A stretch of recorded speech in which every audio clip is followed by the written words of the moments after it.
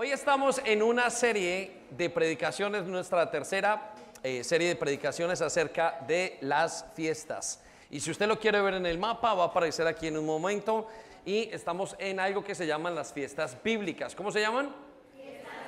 Fiestas bíblicas. Muy bien. Y en esas fiestas usted está ubicado en nuestro mapa de crecimiento, en esa parte justo donde está el círculo que dice fiestas bíblicas. Y nosotros, como iglesia, celebramos estas fiestas de una manera un poco diferente a lo que la gran mayoría están acostumbrados. Usualmente tenemos algo que tiene que ver con lo que se llama o conocemos la Semana Santa. Pero quiero decirles que en el calendario de Dios apenas estamos terminando ese periodo. Entonces, esas fiestas son 7. Son 4 a principio de año, a lo que es el año de Dios, que es el año de abril, o comienza más o menos en el tiempo de Aviv. Y hay 3 fiestas posteriores que vamos a ver para el tiempo de septiembre u octubre. A eso se le llaman las fiestas bíblicas. Y esta semana estamos haciendo algo que tiene que ver con explicando qué significan estas fiestas para nosotros. ¿Qué significa? En cada una de estas fiestas Jesús se revela en un aspecto muy importante para nuestras vidas. Y eso es lo que vamos a ir tratando el día de hoy. Yo quiero que vayamos a la diapositiva de las fiestas y nos entraremos en el tema inmediatamente después. Entonces, aquí en la parte de abajo usted tiene todas las fiestas y el significado de las fiestas. Usted tiene la primera, que es la Pascua. La celebramos, Juliana habló hace 8 días. El viernes hubo una celebración muy bonita. Tuvimos acá. ¿A cuánto les gustó la celebración? Levanten la mano. ¿Les gustó o no? ¿Sí o no? Sí. Bueno, no se la puede perder porque son tiempos muy especiales. Ya pasó, pero las siguientes van a ir viniendo y vamos a ir avisándoles. Son tiempos muy especiales. Entonces, la primera fue la Pascua. La Pascua quiere decir liberación. ¿Sí? Eso significa la Pascua. Es lo que se celebra, entre comillas, deberían celebrar el día de la Santa Cena, lo que llamamos, o la última cena, más bien, la última cena, lo que conocemos nosotros. Pero a eso se le llama en realidad, bíblicamente, la fiesta de la Pascua, y quiere decir liberación.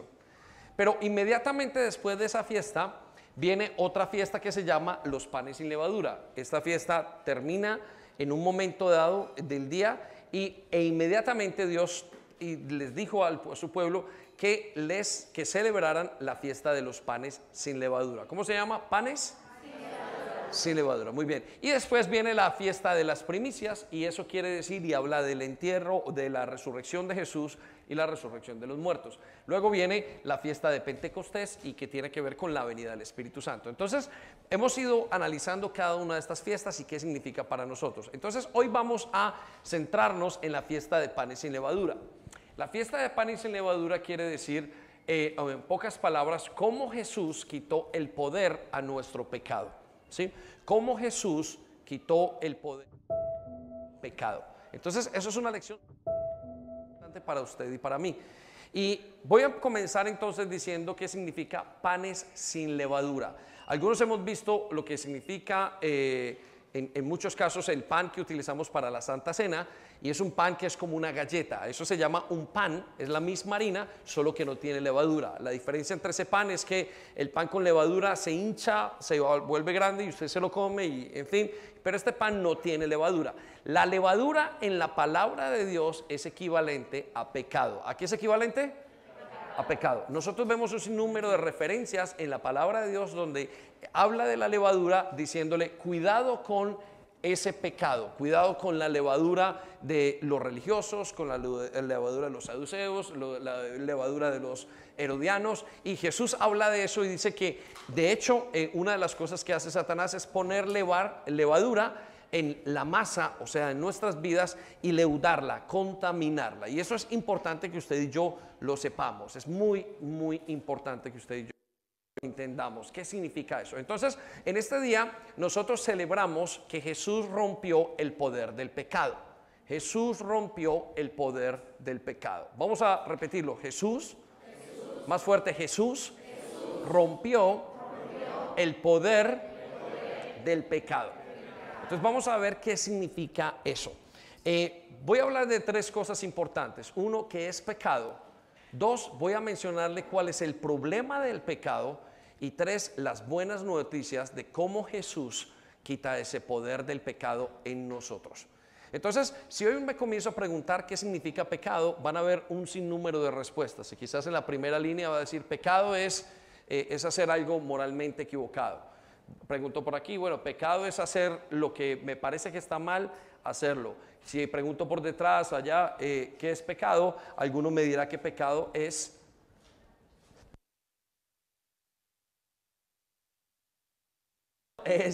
lo que cada uno le parece. Entonces, la palabra pecado, cuando se traduce, tiene más o menos 14 significados, muy complejos muchos de ellos.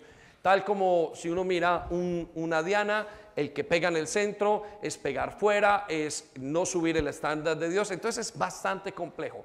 Entonces, para no pasar por esa complejidad, quiero llevarlos a 4 aspectos que describen el pecado. 4 aspectos que describen el pecado. Y usted va a entender más o menos qué es. Muy bien, entonces quiero llevarlo al primero y vamos a comprender qué es pecado. Bueno, primero, pecado es todo lo que está en contra de Dios o en contra de, viene aquí, ya va a aparecer el listado, lo que ve en contra de Dios o en contra de la bondad de Dios. Pecado es todo lo que hay en contra de Dios o de la bondad de Dios. Entonces quiero que se detenga en ese momento. ¿Qué significa lo que está diciendo el pastor en este momento? Bueno, pecado es todo lo que a Dios no le agrada, todo lo que va en contra de Él. Usted no necesita haber leído la Biblia para saber que no le agrada a Dios, porque usted simplemente tiene conciencia. ¿Sí?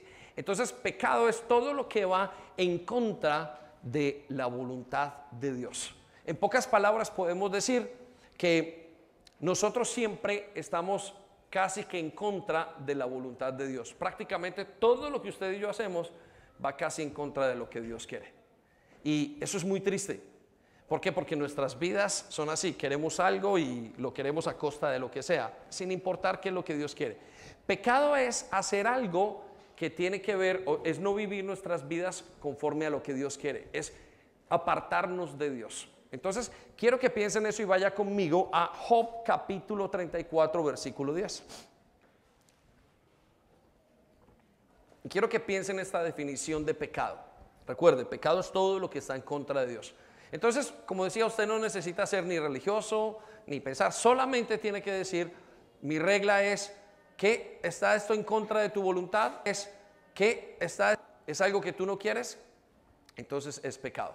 A veces pensamos que pecado es solamente matar a alguien, ¿sí? Y cuando uno va conversando, ¿alguna vez has pecado? Esa persona dice, yo nunca he matado a nadie. Y creemos que por no matar a nadie no hemos pecado. Luego decimos, ¿alguna vez has robado? Bueno, yo robé cuando era pequeño.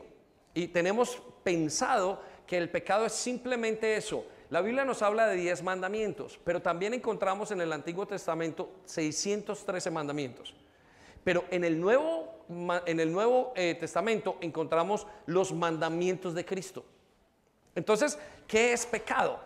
Si lo quieres saber de una forma muy sencilla, es todo lo que va en contra de Dios. ¿Sí? Todo lo que va en contra, no me gustas, no quiero, todo eso es una actitud pecaminosa. Y Job nos dice en el capítulo 34, versículo 10, dice, escúchenme, ustedes que tienen entendimiento. Todo el mundo sabe que Dios no peca. Es muy interesante que el libro de Job nos hable de esto. Quiere decir, nos hable de esto. Nosotros pecamos continuamente. Pecamos con el pensamiento, pecamos con nuestras palabras, pecamos con nuestras acciones, pecamos con omitir acciones. ¿Sí? Quiero que sepa que de todo lo que nosotros hayamos hecho, dice la palabra de Dios que vamos a tener que dar cuenta.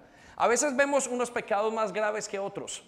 Vemos el pecado de una persona que hizo algo y lo vemos como más grave y pensamos que es peor que nuestro pecado. Le voy a dar un ejemplo. Regáleme su atención, piensen esto. A veces usted piensa que el asesino es peor que el orgulloso. A veces pensamos, el asesino es peor que el orgulloso. ¿Cuál es el peor pecado de todos? Bueno, la Biblia dice que es el orgullo más que el asesinato. Y eso nos sorprende porque decimos, ¿cómo es posible que esta persona haya hecho esto y tenga esas consecuencias y ser peor ese que tiene tantas consecuencias que este? Entonces quiero decirle esto, los pecados tienen diferentes consecuencias. Todos los pecados delante de Dios son iguales, pero todos tienen diferentes consecuencias. Y hay un pecado con el que Dios, o una persona con la que Dios no trabaja y no puede trabajar, es el orgulloso. Entonces, pecado es todo lo que está en contra de Dios. Quiero que piensen eso, mediten eso y vaya buscando, y el Espíritu Santo nos va a ir diciendo. Y escucha lo que dice en la parte final del versículo: el Todopoderoso no puede hacer nada malo. No puede hacer nada malo. Entonces piense en su pecado. ¿Sí? Parte de escribir su pecado. Pecado puede ser venir a la iglesia, levantar sus manos y simplemente aparentar. Eso es un pecado. Y es tan grave como cualquier otro pecado. Como la sexualidad, como el robo, como la mentira. Entonces, desde esa perspectiva, el pecado es bastante complejo y bastante grande. Le voy a llevar a la siguiente característica del pecado. El pecado es lo opuesto al amor. Repita conmigo, el pecado es opuesto a el amor. Y quiero que me acompañe a Mateo 24, versículo 12. Mateo 24, versículo 12.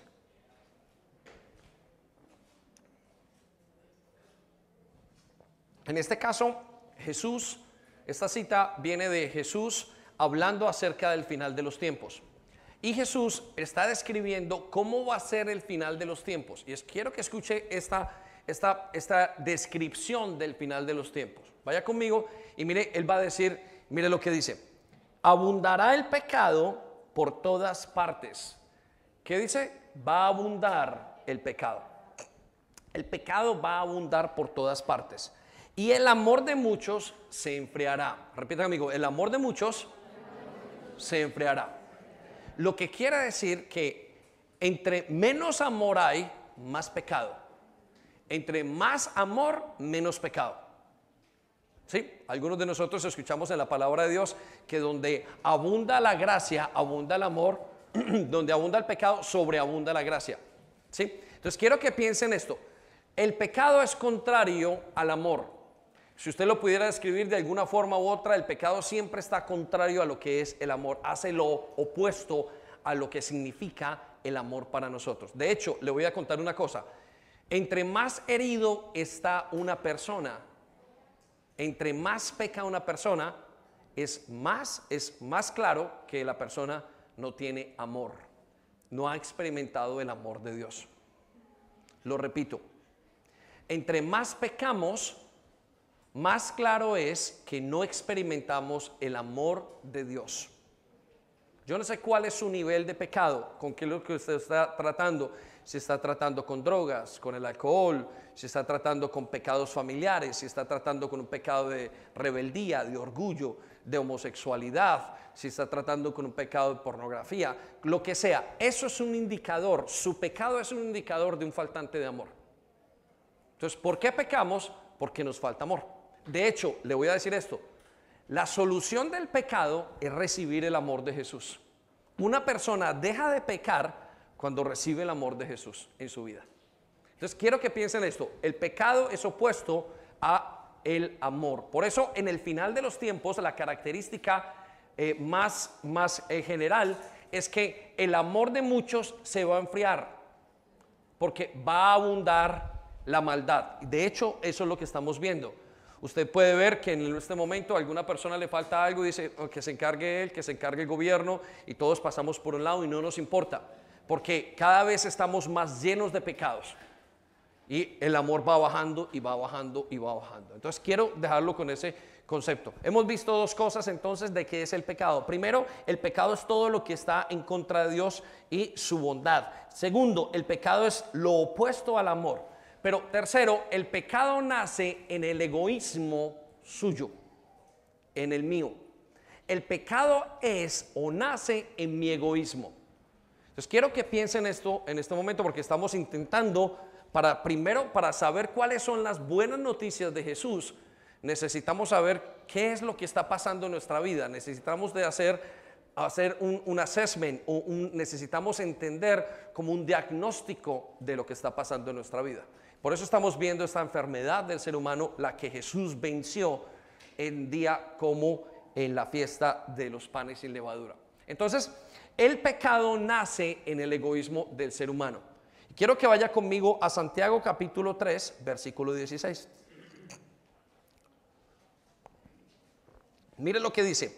Pues donde hay envidias y ambiciones egoístas, repita conmigo, ambiciones, más fuerte, ambiciones egoístas, también habrá desorden y toda clase de maldad. Entonces, deténgase en este punto. Cuando una persona dice, quiero escapar de esta situación y me quiero ir a la China, me quiero cambiar de barrio, me quiero cambiar de iglesia, me quiero cambiar de matrimonio, me quiero cambiar de familia, me quiero cambiar de colegio, huyendo de una situación suya, la situación no cambia. ¿Por qué? Porque la persona se lleva a sí mismo con ella. El problema del pecado está en nosotros. El problema del pecado está en usted y está en mí. Por eso, la raíz de ese pecado está en yo. ¿Por qué una persona consume alcohol? Porque yo necesito consumir. Porque una persona deja a su hijo abandonado. Porque yo quiero mi placer. Porque una persona deja su matrimonio. Porque yo quiero satisfacer mi vida. ¿Por qué peleamos con la otra persona? Porque yo tengo derecho. En el centro del pecado hay una columna que se llama yo. En el centro de su pecado hay una columna que se llama yo. Está allí metido. ¿Por qué continúo haciendo eso? Porque yo necesito. ¿Por qué se revela un hijo? Porque él cree que está en lo correcto. ¿Por qué se revela un hijo? Porque yo creo que mis derechos no son tomados en cuenta. ¿Por qué no se sujeta una persona a alguien, una esposa? Porque yo creo. Al centro del pecado está el egoísmo. Estoy yo. Por eso no cambiamos. Entonces quiero que lo tenga muy presente. Y cuando usted mire, analice el pecado que tenga, cualquiera que sea, al final usted va a tener y va a encontrar en el profundo, en la raíz de ese pecado, va a decir, ¿lo hago o no lo hago? ¿Lo hago yo o no lo hago yo? Todo tiene que ver con su yo. Entonces, para entender el pecado, usted tiene que entender que es opuesto a Dios, es opuesto a el amor de Dios, y eso tiene que ver con su yo. Pero cuarto, el pecado tiene como raíz la incredulidad. Necesito que abra bien sus ojos o su corazón. Repita conmigo, incredulidad. ¿Qué quiere decir esto? Yo peco en el lugar donde yo no creo a Dios. El pecado está, la raíz del pecado es mi incredulidad. ¿Por qué un creyente peca? Robando. Porque no cree que Dios le pueda proveer. ¿Por qué un creyente peca con otra persona en su matrimonio, fuera de su matrimonio? Porque no cree que Dios lo satisfaga.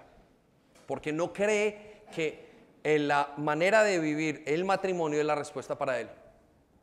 ¿Por qué nosotros no? Porque una persona peca a nivel financiero porque no cree que Dios le pueda justificar eso o le pueda dar lo que necesita.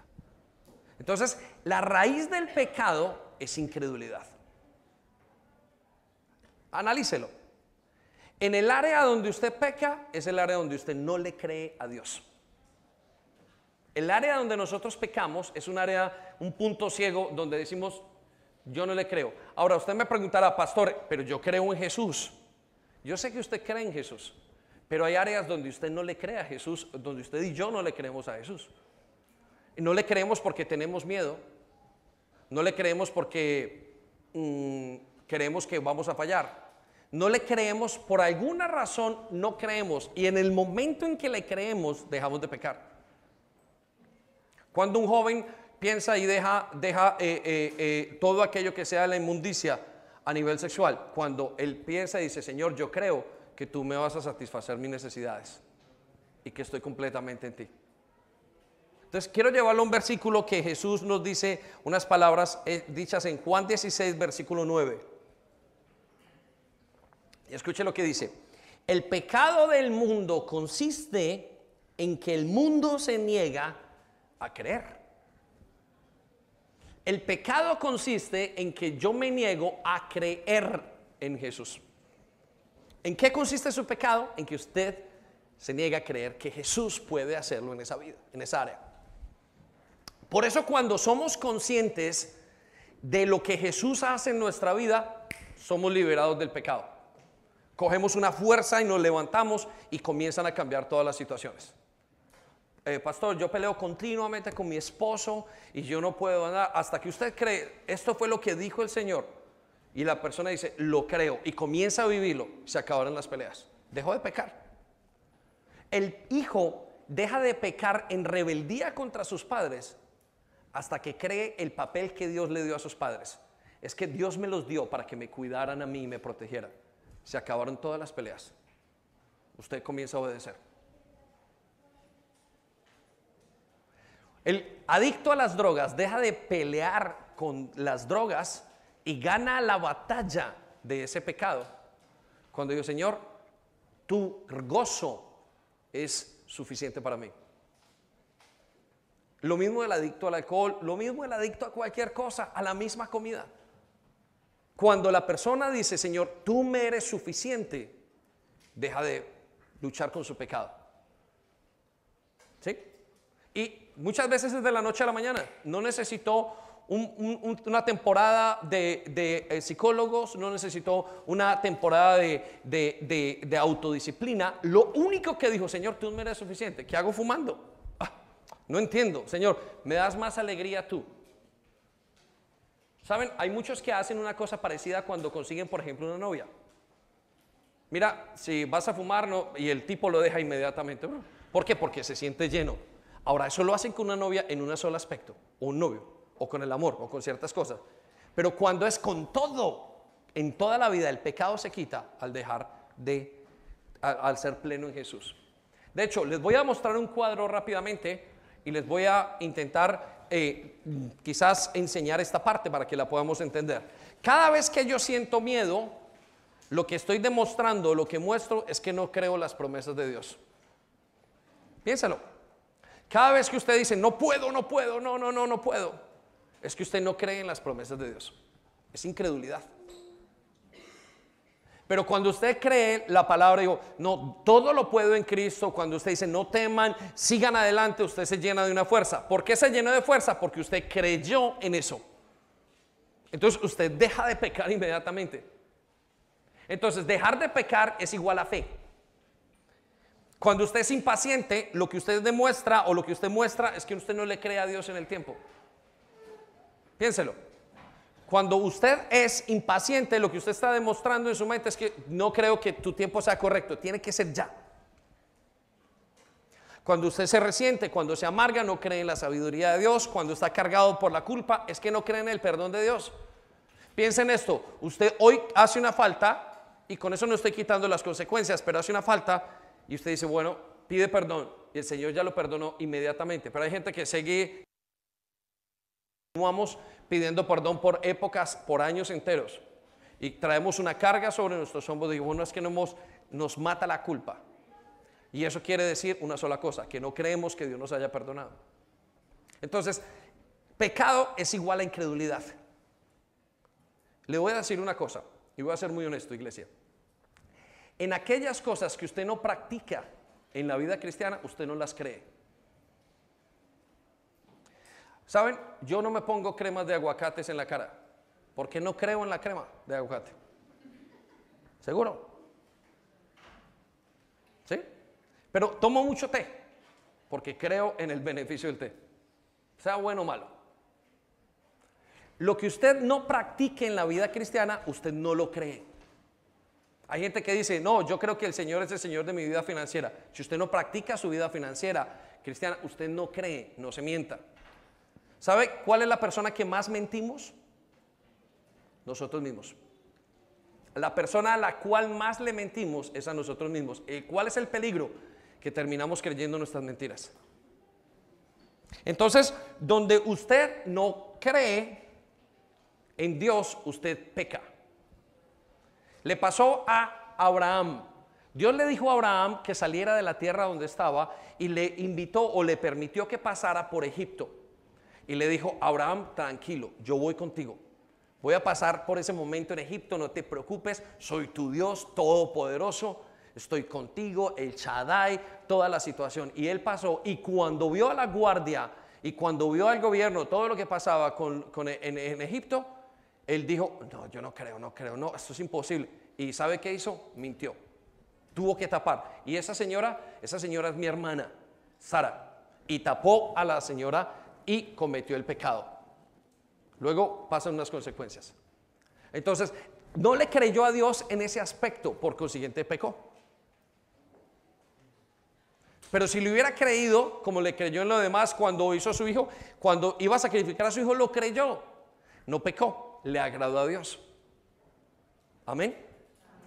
Entonces, 4 cosas que son pecado. Ahora, quiero llevarlo a ¿cuál es el problema del pecado? Pastor, vale, todas esas cosas son ciertas, pero entonces, ¿cuál es el problema de que yo peque? Hay jóvenes que se acuestan con alguien y dicen: ¿cuál es el problema de que yo, hombre, tenga relaciones sexuales? ¿Cuál es el problema de esto? ¿Cuál es el problema de que yo robe si mi compañía no me ven? ¿Cuál es el problema de que yo le diga a mi papá: tú no eres nadie para decirme a mí nada? ¿Cuál es el problema de que yo haga X, X y X? ¿Cuál es el problema del pecado? Entonces, vamos a analizar 5 problemas muy fuertes del pecado, o 5 problemas básicos del pecado. Y el primer problema es que nacemos con el deseo de pecar. El problema del pecado es que está metido en usted. El problema del pecado es que usted lo tiene dentro de su corazón desde pequeño. Miren, les voy a contar. Gabriela tenía 3 o 4 años. Yo nunca le dije a Gabriela roba, nunca le dije mienta. Y una vez la encontré, en ese momento Gabriela es mi hija, y la encontré quitando una cosa que no era de ella. Y le dije: ¿qué tienes atrás? Y me dijo: nada. Nos reímos, ¿sí o no? ¿Sabe por qué? Porque no entendemos que esa era un síntoma de pecado. Nadie le enseñó, era lo incorrecto. Nosotros pecamos desde que somos pequeños. Por eso, padres, yo les digo una cosa: ustedes son las personas que corrigen el pecado en sus hijos. Y lo corrigen no solamente cuando el pecado es gordo, tienen que corregirlo cuando el pecado es desde el principio pequeño. Nuestros hijos, dice la Biblia, son malos desde la juventud. No nuestros hijos, el ser humano es malo desde su juventud. Y aquí no le voy a hablar solamente de sus hijos, le estoy hablando de usted. Entonces, ¿cuál es el problema? El problema es que el pecado existe en nosotros en una naturaleza pecaminosa. Vamos a Isaías capítulo 64, versículo 6. El pecado está metido en usted y en mí. Por eso es que no logramos manejarlo. Y usted lo camufla. Y usted quizás lo transforma y usted aparentemente hace una cosa, la otra. Y dice: no, o usted dice, se justifica, yo no he pecado. Pero el pecado está en usted y usted lo sabe. ¿Sabe? Porque usted quiere hacer lo malo. Yo quiero hacer lo malo. Mire, muy pastor, pero quiero hacer lo malo. Pero eso no es una realidad mía, es una realidad de nosotros. Usted quiere hacer lo malo, sea honesto delante de Dios. No, yo soy una persona buena. Eso es una mentira. Dice la Biblia que el que dice que no ha pecado es un mentiroso. Lo llevo a Isaías 64, 6. Estamos todos infectados por el pecado. Repita conmigo: estamos todos infectados por el pecado. No dice uno, no dice el adicto, dice todos estamos infectados y somos impuros. De hecho, mire lo que dice: y cuando mostramos nuestros mejores actos de justicia, cuando hacemos lo mejor, lo que usted quiera decir que usted hace mejor, darle un mercado a una persona pobre, ayudar a una viejita a pasar los carros, o simplemente quedarse muy quietecito en su casa y no matar una mosquita, dice la Biblia que sus actos de justicia no son más que trapos sucios. La traducción de trapos sucios es trapos menstruados. Sigo. Como las hojas del otoño nos marchitamos y caemos, nuestros pecados nos arrasan como el viento.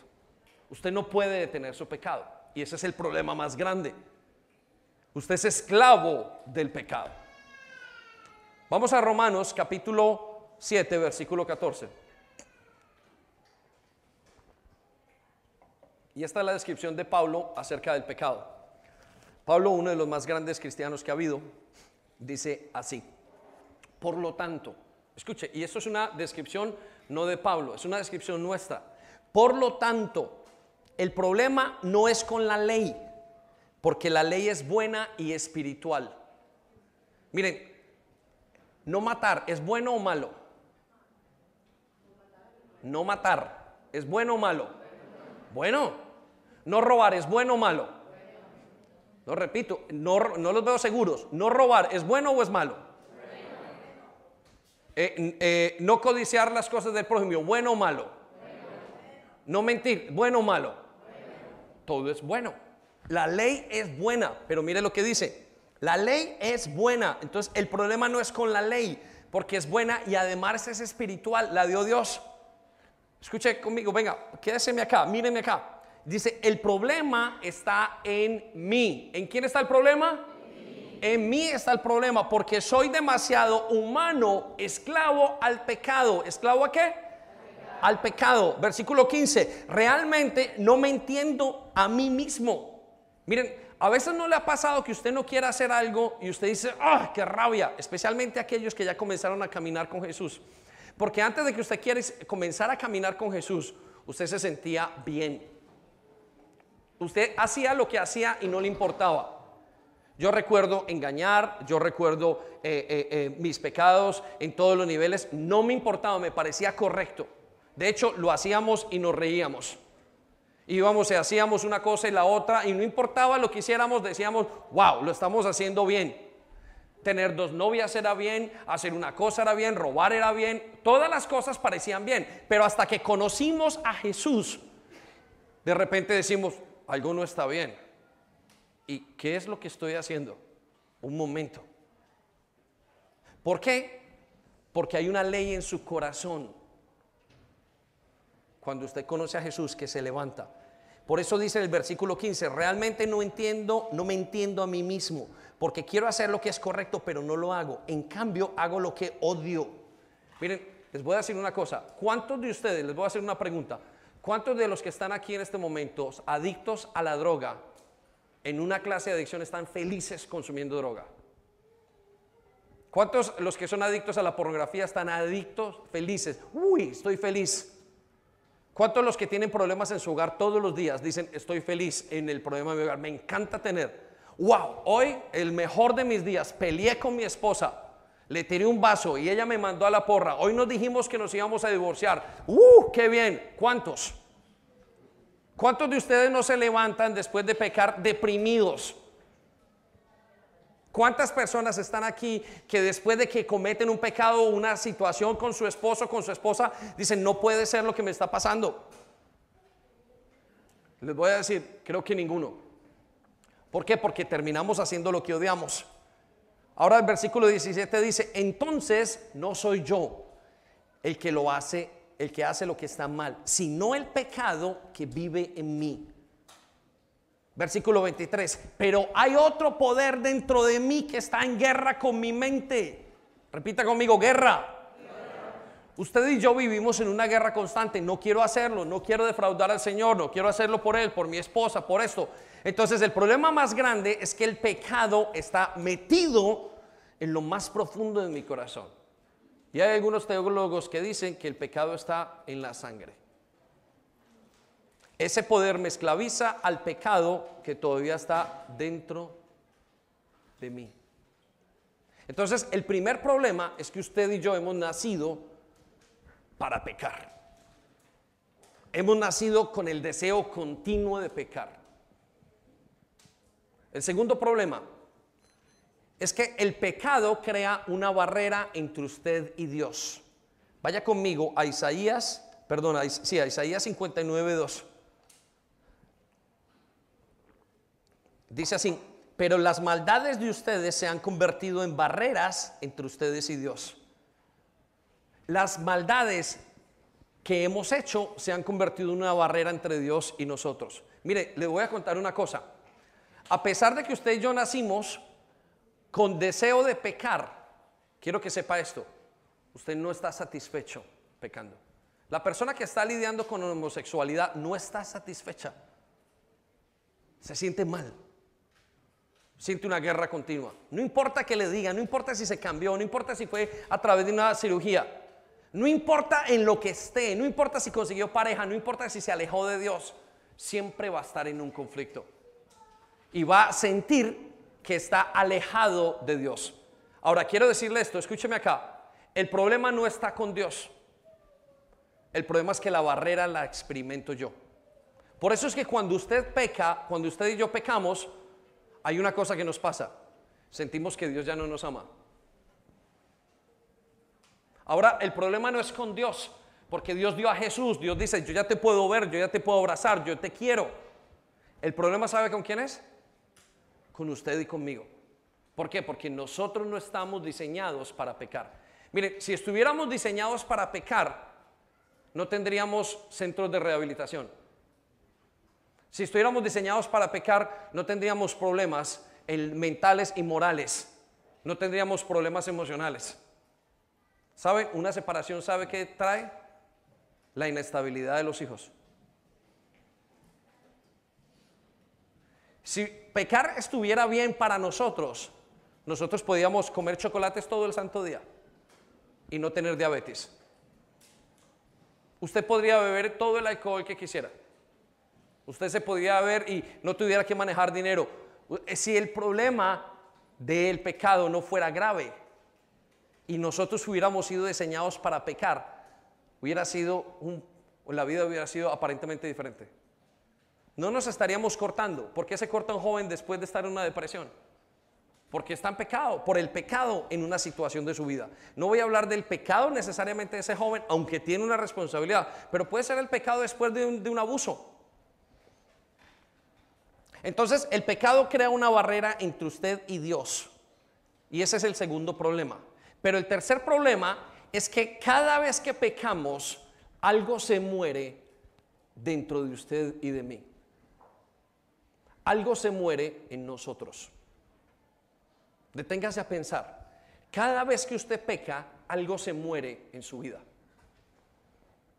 A nivel espiritual, a nivel emocional, físico, a nivel personal.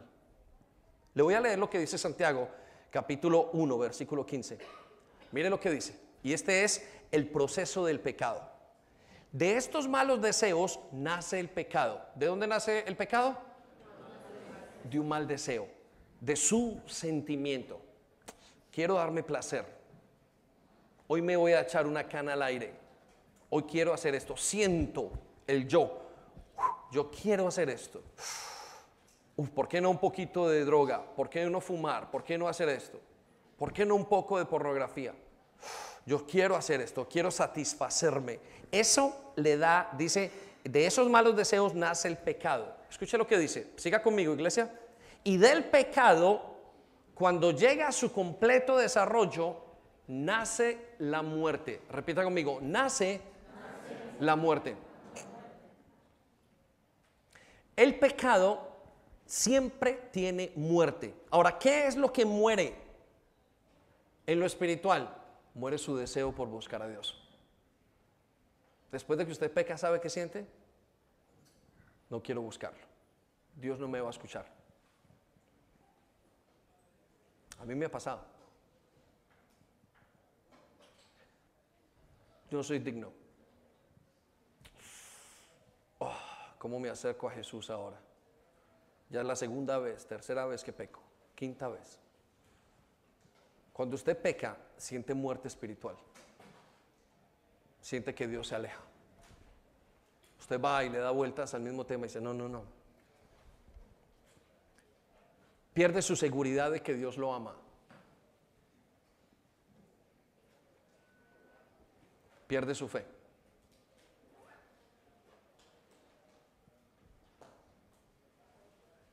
A nivel emocional, de relaciones con otros, el pecado mata a su familia. mata las relaciones con otros.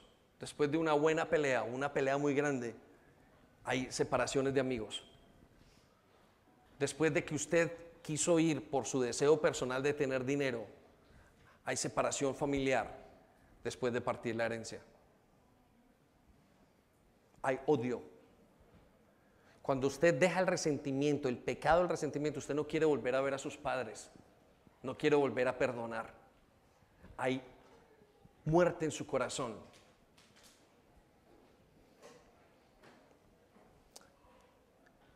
A nivel de identidad o a nivel de físico, hay abortos.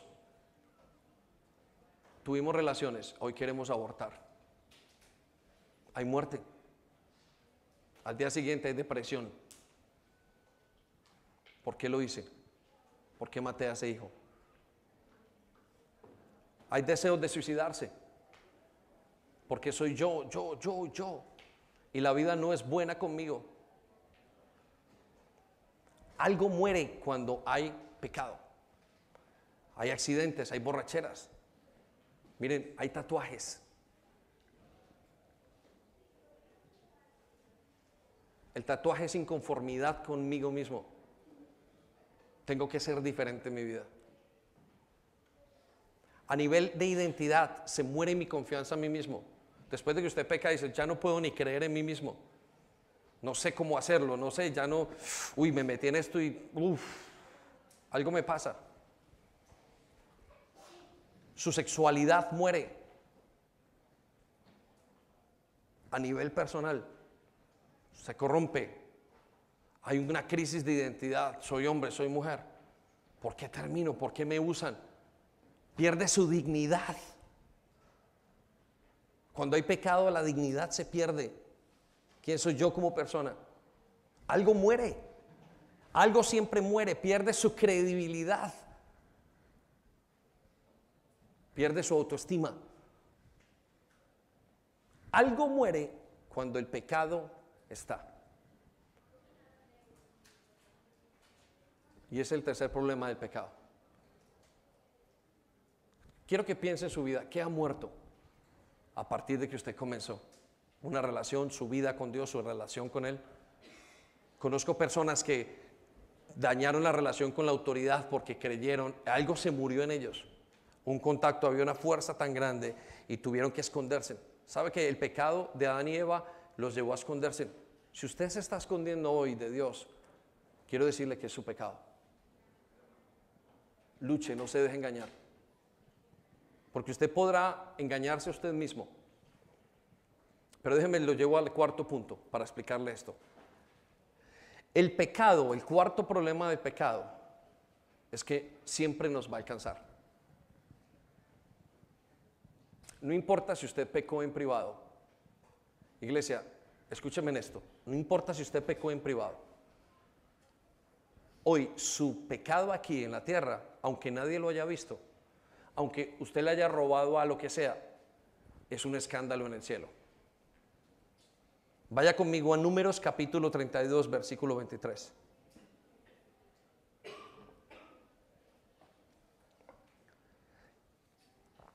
Pero si no cumplen la palabra, entonces habrán pecado contra el Señor. Escuche lo que dice, por favor. Y estén seguros de que su pecado los alcanzará. Estén seguros de que su pecado los alcanzará. Y vamos a hablar en un momento de dónde nos alcanza ese pecado. Pero si usted puede que lo haya hecho en lo oculto y nadie lo vio, ya en el cielo usted está atrapado y lo va a alcanzar el pecado. Miren, le voy a contar el pensamiento del pecador, que es el mismo pensamiento del criminal. Piensa tres cosas. Uno, que si peca, nunca lo van a atrapar. Dos, que si lo atrapan, nunca van a demostrar que es culpable y lo van a juzgar. Pero que si lo juzgan, se va a escapar de su condena y nunca lo van a condenar. Estos tres conceptos del criminal son los mismos conceptos del pecador. La raíz es el pecado. Usted puede pensar podemos pensar, nadie me vio. La Biblia habla de vigilantes, son seres espirituales. La Biblia habla de cuentos, de recuentos. Todo lo que nosotros hacemos va a tener una consecuencia y nos va a alcanzar. No importa lo que usted crea, no importa lo que usted piense. Por eso el pecado es grave, porque nos va a alcanzar. Usted no puede decir, hoy me acuesto con esa persona y no me alcanza. Usted no puede decir, hoy hago esto y no tener una consecuencia de ese pecado en su vida. No se puede, no existe, y Dios lo sabe. Y eso le duele a Dios en su corazón.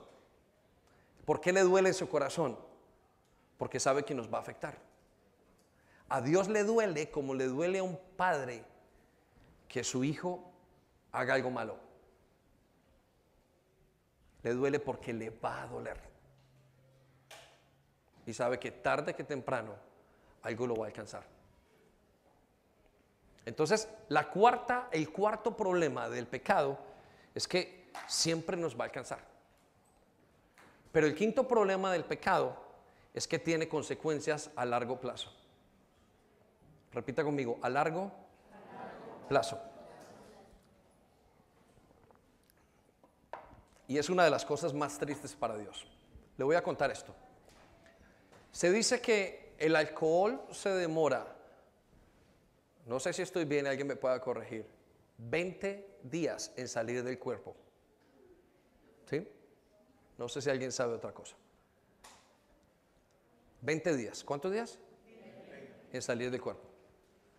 Se dice que una imagen de pornografía que dura aproximadamente 2 a 3 segundos se demora 4 años en salir de la mente de la persona. ¿Sí? Pero la Biblia nos dice que para que el pecado pierda el efecto, el poder en una persona, se necesitan 4 generaciones. 4 generaciones.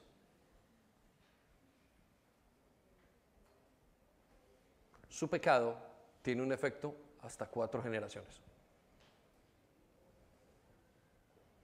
Nosotros insistimos, por favor no peques, y nos insistimos, porque tiene una consecuencia hasta 4 generaciones.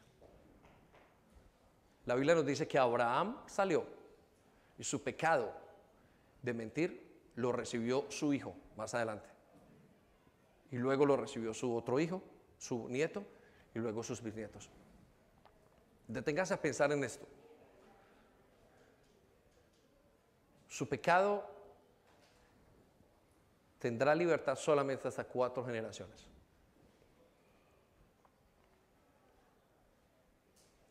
Lo que se siembra en una temporada, siempre se recoge en otra.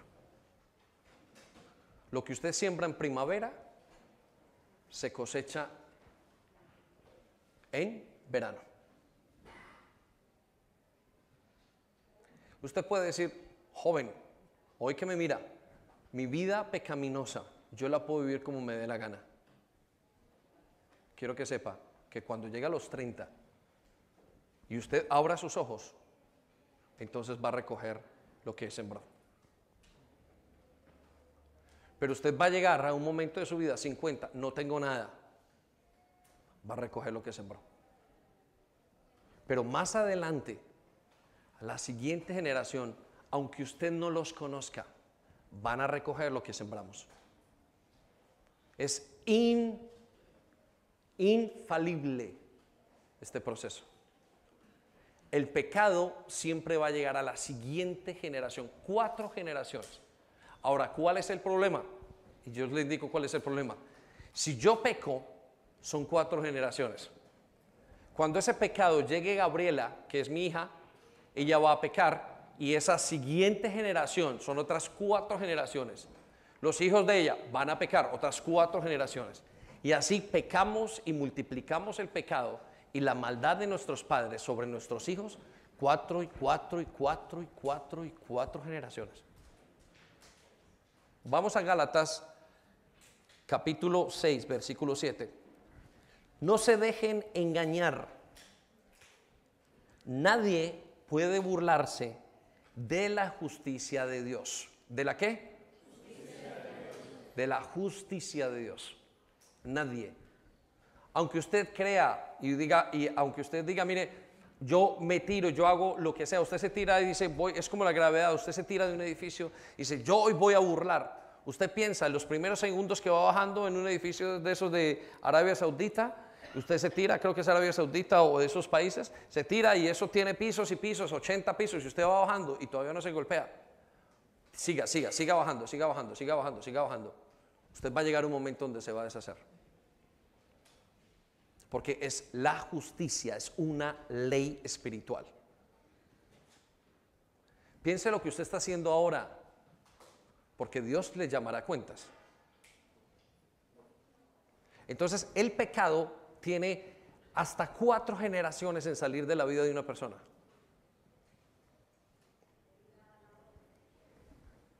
Por eso, dice Gálatas 6, siempre se cosecha lo que se siembra, bueno o malo. Y hay predicadores que dicen, cuando ve una persona, no sé si está sembrando o cosechando. O no sé si está cosechando o sembrando. Pastor, pero ¿por qué me va mal en esto? Quizás estás cosechando. O se está sembrando o se está cosechando. O se está cosechando o se está sembrando. ¿Por qué? Porque Dios no puede ser burlado. Y de todo lo que hagamos tendremos que dar cuentas. Versículo 8. Los que viven solo para satisfacer los deseos de su propia naturaleza pecaminosa cosecharán de esa naturaleza destrucción y muerte. ¿Qué cosecharán? Destrucción y muerte. Y los que cosechen el Espíritu cosecharán para la vida eterna. Lo voy a leer. Pero los que viven para agradar al Espíritu, del Espíritu cosecharán vida eterna. Entonces, la quinta consecuencia del pecado es que tiene consecuencias a largo plazo, hasta 4 generaciones. Usted y yo con este problema no podemos con el pecado. Por eso es que nos sigue yendo mal. Entonces, ¿cuáles son las buenas noticias? Las buenas noticias es que Jesús rompe el poder de ese pecado. Y yo quiero que usted lo escuche muy bien, porque le acabo de dar el diagnóstico de su vida. Y eso es lo que dice la palabra de Dios. Y así es como es. Pero la buena noticia es que Jesús ha roto el poder de ese pecado. El pecado no es una cuestión de conducta, es una cuestión de corazón. No es una cuestión de conducta, es una cuestión de intención en su corazón. Y cuando el Espíritu Santo viene en usted, cuando usted recibe a Jesús, usted recibe la capacidad de quitarle el poder a ese pecado. Entonces, yo necesito que ustedes, que veamos todo esto para ver la importancia de eso, de lo que hizo, de lo que es el pecado en nuestra vida. Y nos debe dar mucho temor. Por eso Dios dice, no peques más. No peques más. Pero voy a llevarlo a cómo quita Jesús el pecado. Y necesito que esté muy consciente de esto que vamos a hablar en los siguientes minutos. Y lo vamos a hacer muy rápido. Manu, ¿si me ayudas? Y Eli. Quiero llevarlo a esta conclusión. Un segundo, Manu, solamente. Y ya vamos con Eli. Lo primero que yo tengo que hacer entonces, ¿cómo Jesús quita el pecado? Todos hemos escuchado, todos hemos tomado la Santa Cena. Ahorita vamos a tomar la Santa Cena. Vamos a hacer esto, Manu, sí. Vamos a tomar la Santa Cena, vamos a ministrar al Señor y vamos a decirle muchas gracias por lo que estás haciendo. Pero primero quiero indicarlo, cuál es el camino para cortar y para que usted el pecado pierda esa lucha en usted. Antes de continuar eso, quiero que sepan esto.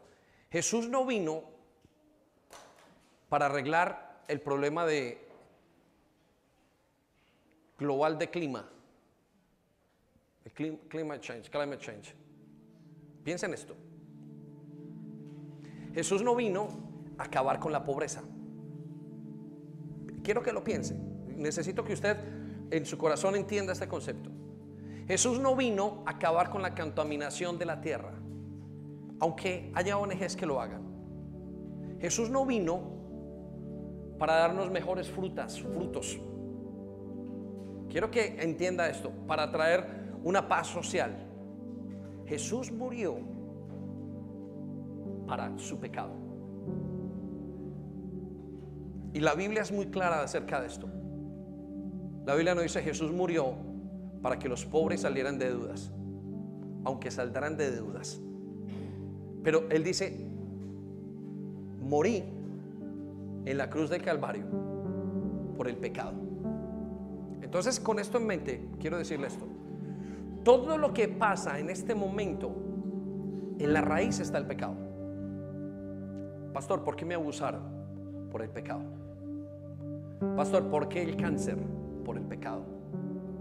El pecado de esa persona o el pecado de las generaciones anteriores. Vamos a hacer comida y vamos a llenarnos de dinero, y a esa comida vamos a meterle todo lo que queramos. Solo queremos vender. El pecado de unas personas crearon el cáncer en otras. ¿Por qué los niños de África no tienen comida? Por el pecado. ¿Por qué el conflicto emocional, la depresión? Por el pecado. Porque el hombre se alejó de Dios, y al alejarse de Dios, el pecado lo desestabilizó. Porque los hogares se quebrantaron y dejaron de tener papá y mamá, y ahora solamente tienen mamá. Y el mundo ya no los cría a los padres, sino que los cría el mundo entero. Y el niño hoy amanece en una cama, el otro día en otra, el otro día en otra. Y ese niño inestablemente no va a poder buscar a Dios, a no ser que Dios intervenga. ¿Por qué el mal del mundo? Por el pecado. ¿Por qué sus luchas? Por el pecado. ¿Por qué los divorcios? Por el pecado. ¿Por qué las adicciones? Por el pecado. Todo va al pecado. Y no se crea usted mejor que el otro, porque es el mismo pecado, solamente que tiene maneras diferentes de salir. Esta es una verdad muy grande, y es la verdad que estamos luchando. ¿Por qué ustedes, jovencitas, hoy se levantan contra sus padres y no se someten a sus padres? Por su pecado. Porque no quieren renunciar a su yo. Porque esposas tienen problemas en sus hogares. Porque esposos no son capaces de liderar sus hogares. Por su pecado. El pecado necesita una solución. La solución es Jesús. Por eso Jesús nos hace libres, pero después le quita el poder a ese pecado. Y eso es lo que usted y yo anhelamos: un antídoto que nos quite el poder al pecado, que le quite toda la fuerza. Cuando usted vaya a pecar, diga: no quiero más pecar. Y no es la autodisciplina, porque usted puede con la autodisciplina hacer una cosa, pero no puede hacer todas las cosas. Y la Biblia dice: con una sola ley que se rompa, usted es declarado culpable. La única manera es Jesús. Por eso lo primero que tenemos que hacer es entender la obra de Jesús para quitar nuestro pecado. ¿Qué fue lo que hizo? ¿Qué fue lo que hizo Jesús?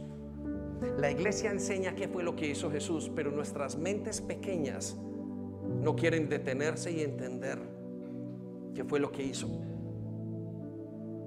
Hablaba Juliana de conéctate, de todas las cosas, pero usted no lo quiere entender en su alma, a pesar de que ve que su hijo se está perdiendo, que su matrimonio se está perdiendo, a pesar de que ve que no tiene paz, a pesar de que se siente mal, a pesar de que se está enfermando. Entienda quién es Jesús para usted. Jesús es el que hizo toda la obra. Y en Juan 1:29 dice: al día siguiente lo vio Juan cuando Jesús se acercaba y le dijo a toda la gente: aquí viene el Cordero que quita el pecado de la gente del mundo. Juan reconoció que él le iba a quitar su pecado. Lo entendió. Usted tiene que entenderlo. Jóvenes, ustedes tienen que entenderlo, porque aunque tengan 12 o 13 años, su pecado los alcanza, su pecado sexual, su pecado de interés personal, sus envidias. Y al adulto igual. Todos estamos contaminados con el mismo virus. Es el pecado. Y podrá darte pereza luchar. Y en ese momento Dios te está diciendo: entiende, la buena noticia vendrá cuando entiendas que yo soy capaz de quitar el pecado. ¿Y por qué lo quito? Solamente ahí una persona deja de mirarse y de mentirse a sí misma. Segundo, necesitas confesar tu pecado y pedir perdón por él a Jesús. La Biblia nos dice en 1 de Juan 1:9. Los quiero llevar a la parte práctica. Algunos de ustedes saben el concepto de que Jesús me perdonó y quita el pecado, pero no lo viven. Y la razón por la cual no lo viven es porque no han entendido esto: el poder de la confesión de los pecados. Cuando yo confieso mi pecado, yo le quito autoridad y le quito fuerza a ese pecado. Pero para confesarlo tengo que admitirlo. Y muchos de nosotros no queremos admitir nuestro pecado, que somos rebeldes, que somos orgullosos, que somos intransigentes. Ese pecado que hay oculto usted no lo quiere confesar, porque donde usted lo confiesa, usted dice: me quedo sin argumentos para pecar. Jóvenes, eso es lo que pasa con ustedes, pero eso es lo que pasa con todos. En el momento en que usted acepta: Señor, perdóname, estoy haciendo todas estas cosas porque soy un orgulloso empedernido, solo me gusta la pelea, solo me gusta esto, no quiero perder mi lado, no quiero dejar de ser orgulloso porque soy un rebelde y no quiero obedecerte. Solamente cuando usted acepta y confiesa, mire lo que pasa. Pero si confesamos nuestros pecados a Dios, pasan dos cosas: Él es fiel y justo para perdonarnos nuestros pecados, y al final dice: y limpiarnos de la maldad. Usted necesita confesar que está pecando, aunque le guste su pecado. Hay momentos donde usted está y tendrá que decirle: Señor, acepto, me gusta ser rebelde, me gusta llevar la contraria. Usted lo sabe, le fascina llevar la contraria, me fascina llevar la contraria. Y eso es lo que me pasa y lo disfruto porque creo que tengo el control cuando llevo la contraria. Y eso es lo que quiero hacer. Y me gusta, pero sé que está mal delante de ti. Por eso te confieso ese pecado. ¿Y sabe qué dice el Señor? Le perdona, pero por consiguiente, o después dice, inmediatamente le dice: los limpio de su maldad. Hay personas que dicen su pecado, pero su maldad continúa. No son limpiados. Usted necesita limpiar esa maldad. Jesús limpia la maldad. Es como si usted tuviera una fuente de pecado. Señor, está mal que yo hable así. Está mal que yo hable de las autoridades. Hay gente que llega en su casa y hablando de Dios, de los pastores, una cantidad de cosas. Y perdóname, Señor, perdóname. Pero en su corazón hay una fuente. De esa fuente usted y yo necesitamos limpiarnos. Y solo Jesús puede secar esa fuente. Una vez usted limpia, entiende lo que Dios hizo, cree, confiesa su pecado, necesita creer que Jesús lo ha perdonado. Le dije al principio, vamos a Mateo 9, 2 al 7. Hay personas que tienen fe para venir a Jesús, pero no tienen fe para que sus pecados sean perdonados. Y Mateo 29, 2 dice: unos hombres que le llevaron a un paralítico en una camilla. Al ver la fe de ellos, Jesús les dijo al paralítico: ánimo, hijo mío, tus pecados son perdonados. ¿Qué vio Jesús? La fe. Señor, solamente tú me puedes limpiar. Usted necesita venir con su pecado y decirle: Señor, perdóname. Aunque su pecado lo victimice, porque victimizamos el pecado. Estoy deprimido, el mundo me ha hecho esto. Usted está victimizando su pecado. Es su yo nuevamente el que está en el centro. Señor, voy a salir de esta depresión. Solamente tú me puedes sacar. Me entrego. Me entrego a lo que tú me estás diciendo. Entonces tiene que tener fe para venir a Jesús, pero fe para creer que Jesús lo ha perdonado. Y tiene que dar 10 vueltas, lo que sea necesario en su mente. Señor, tú me has perdonado. Viviré como un hombre perdonado. Y en cuarto lugar, vivir bajo la guía del Espíritu Santo. Miren, quiero llevarlos a una imagen que creo que el Señor ponía en mi mente. Los apóstoles pecaron. Los 12 hombres que caminaron con Jesús pecaron. Y yo me los imaginaba cómo pecaban ellos y venían delante de Jesús. Y Jesús le decía: ¿qué hiciste hoy? Y él decía: me siento mal, Señor. Acabo de hacer esto, acabo de hacer lo otro. Y Jesús lo consolaba. Y solo hablar con Jesús le limpiaba, le consolaba y le ministraba. Ahora, con eso en mente, quiero que sepa esto. La obra, la función del Espíritu Santo es venir a continuar lo que Jesús hizo. Hoy el Espíritu Santo hace lo mismo en usted. Lo guía y le dice: no vayas por allá que vas a pecar. Cuidado, haces esto porque vas a estar mal. Cuidado. El Espíritu Santo quiere guiarnos a toda la verdad y nos quiere guiar para que nosotros podamos saber qué es lo que quiere, lo que Él quiere, y limpiarlo de lo que tiene. Muchos de nosotros caemos en la misma tentación porque no nos dejamos guiar. Ahora quiero darle una representación de guiar del Espíritu Santo.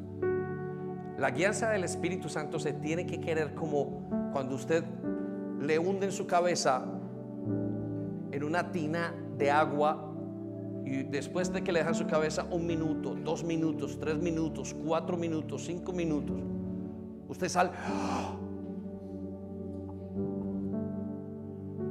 necesito aire. Si su guianza del Espíritu Santo, si su deseo porque Jesús lo guíe no es igual a esto, usted no va a ser guiado, porque usted no va a creer que le necesita. Le hago la pregunta: ¿necesita usted que Jesús lo guíe? Usted tiene que decir: Señor, necesitas guiarme hoy, porque si no, hoy voy a hacerlo fatal. Si tú no me guías hoy, voy a caer en mi mismo pecado, voy a terminar con mi familia. No puede ser, Señor. Necesito que hagas algo, Espíritu Santo. Quita el pecado, arráncalo, tuércelo, espántalo de mí, arráncalo de raíz, lo que tú quieras. Esa es la guianza del Espíritu Santo. Y no puedo, no, Señor, amárrame, que soy como el hombre lobo que a las 12 de la noche suelto, y amárrame tú, Señor, para yo no pecar. Solo ahí es que usted podrá ver la guianza del Espíritu Santo, porque ahí es cuando la va a anhelar. El salmista decía: anhelo tu presencia como un siervo que clama en el desierto por agua. Piensa en eso. Y por último, pidiéndole a Jesús que intervenga en las consecuencias del pecado. La única persona que puede hacer que nuestro pecado no pase a la siguiente generación es Jesús. Es el único que tiene poder. Y Él dice: yo cortaré. Y dice que si por el pecado son 4 generaciones, por la bendición de Jesús 1000 generaciones serán impactadas. Quiero que pienses en eso. Vamos a ponernos en pie un momento, ¿sí?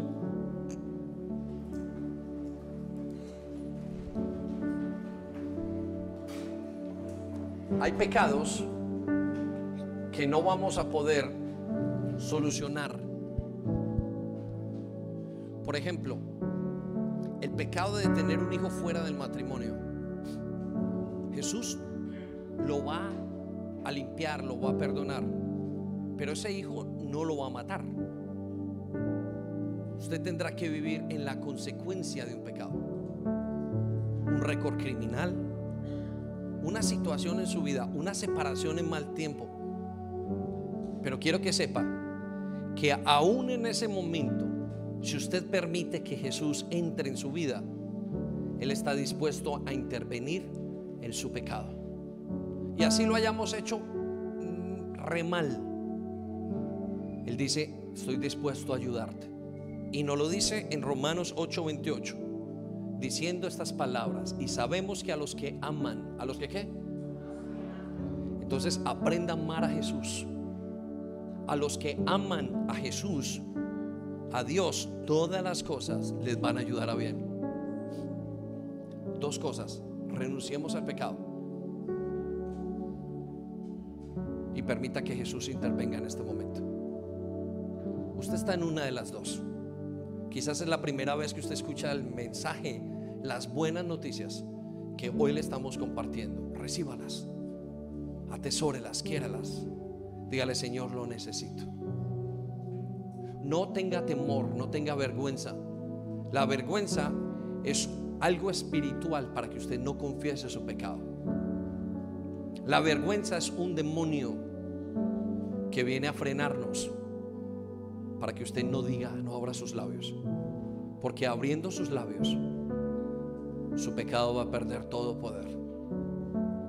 El pecado es lo más íntimo del corazón. Vamos a dar unos minutos para que usted le pueda decir al Espíritu Santo con sus labios o en su corazón cuál es su pecado, y renuncia a él. Y deje que el Espíritu Santo, cierre sus ojos, deje que el Espíritu Santo lo vaya ministrando, le vaya mostrando de qué tiene que arrepentirse. Para sus hijos, recuerde, el Señor puede detener esa maldad que pasa de generación en generación. Pero el Señor hoy puede quitar el pecado de tu vida y está dispuesto. Y Él dice: he muerto por tu pecado. Y si llegares a pecar, abogado, mis queridos hijos, les escribo estas cosas para que no pequen. Pero si alguno peca, tenemos un abogado que defiende nuestro caso ante el Padre. Es Jesucristo, el que verdaderamente es justo. Espíritu Santo, muchas gracias. Tú estás aquí en medio de nosotros. Lo podemos experimentar porque estás hablando a nuestro corazón, de los adultos y de los jóvenes, y estás hablando acerca de ese gran problema que todos tenemos, pues que todos somos esclavos hasta hoy del pecado. A partir de hoy hay una ley diferente, la ley del Espíritu. Y contra esa ley no hay ninguna otra ley que lo pueda quitar. Tú me estás hablando. Perdónanos si nos hemos dejado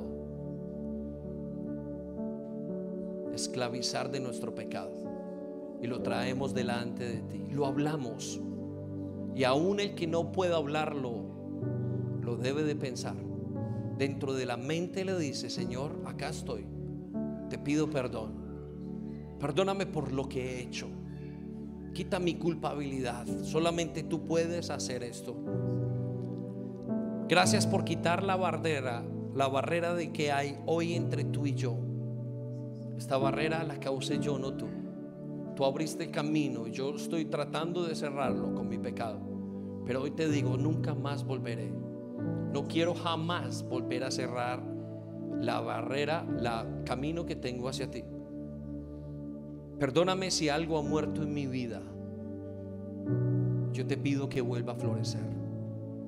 Hoy, a través de tu perdón, vuelve a florecer la fe en ti, la confianza en mí mismo, la fe en tu palabra, mis relaciones. Si algo murió dentro de mi pecado, hoy en el nombre de Jesús, hoy yo comienzo a pedirte una nueva vida, una nueva regeneración. Abra sus labios, por favor. Si algo murió en su tiempo, si se enfermó, si algo le pasó, pídale vida al Señor, porque el Señor resucita a los muertos. Y esa palabra es para ti y para mí.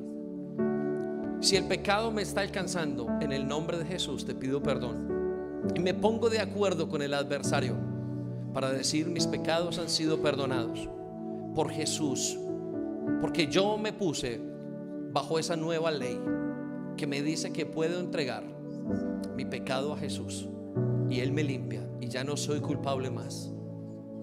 Puede que tenga responsabilidades, pero hoy soy un hombre libre y dejo que tú, Jesús, me ayudes con las consecuencias.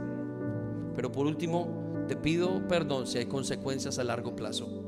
Pídale, abra sus labios. Padres, jóvenes que han pecado y no saben y aún ni siquiera se han casado, pídale al Señor: perdóname, Señor, perdóname porque comencé una vida temprana y no sabía, Señor, que iba a tener un impacto en mi vida más adelante.